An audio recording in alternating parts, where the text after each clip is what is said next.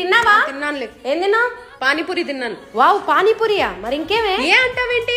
ఆ పానీపూరి వాడికి బొత్తిగా సెన్సే లేదు. వాడు ఒక ప్లేట్ లో అన్ని పానీపూరీలు అన్ని ముందుగానే అరేంజ్ చేసి, ఓ పక్కన చట్నీ, ఓ పక్కన సాస్ అన్ని అరేంజ్ చేసి ముందుగానే ఇస్తున్నాడు. బుద్ధుండక్కర్లా?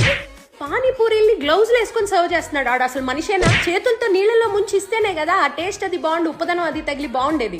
అసలు కొంచెం కూడా సెన్స్ లేదు. ఎక్కడి నుంచి వస్తారో వీళ్ళందరూ. పానీ పెట్టే కొండ ఉంటుంది చూడు, దాని మీద 24 గంటలు ప్లేట్ పెడుతున్నాడు. రోడ్డు మీద ఉన్న డస్ట్ అవన్నీ జమయ్య పానీలో కలిస్తేనే కదా టేస్ట్ బాగుండేది. క్షమించరా నేరం ఏం చేస్తున్నాడు తెలుసా వాడు?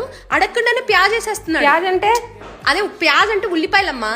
మనం భయ్యతోడ ప్యాజ్ డాలో అని వాడిని అడుక్కోవాలి కదా, అప్పుడే కదా అసలైన మజా వచ్చేది. ఒక విషయం ఫ్రాంక్ గా అడుగుతాను, నువ్వు చెప్పు. మనం పానీపూరి తిన్నాక ఏం తాగుతాం? బిందెలో ఉండే ట్యాప్ వాటర్ కదా తాగుతాం, దాంతోనే చేతులు కూడా కడుక్కుంటాం కదా. వీడు ఏం చేశాడు అనుకున్నా? బిస్లరీ వాటర్ క్యాన్ పెట్టాడు అక్కడ. నేను చెప్పా, బాబు ఇలాగైతే నీ బిజినెస్ సాగదు బాబు అని చెప్పా క్లియర్ గా. వాడు పానీపూరి చేసేవాడికి బేసిక్ లక్షణాలు ఉండాలి. ఓ చీదుకోవడం, ముక్కు తుడుచుకోవడం, గోక్కోవడం ఇవన్నీ ఉండాలి కదా.